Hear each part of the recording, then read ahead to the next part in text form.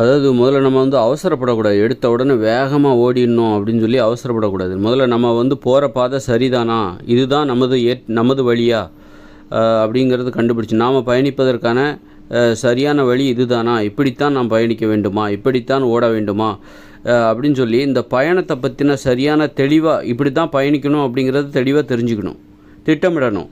இதுதான் நமது வழி என்பதை தெளிவாக தெரிந்து கொள்ள வேண்டும். அதன் பிறகு தான் நீங்கள் ஓட ஆரம்பிக்கணும். சந்தேகத்துக்கு இடமில்லாமல் இதுதான் சரியான வழி என்பதை தெரிந்து கொள்ள வேண்டும்.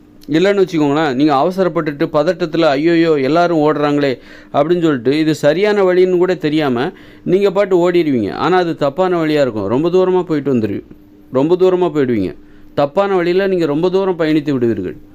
அப்புறமா தான் தெரியும் ஐயோ தப்பான வழியில் வந்துட்டோமே. காரணம் என்னது, நீங்கள் அவசரப்பட்டீங்க, பதட்டப்பட்டீங்க.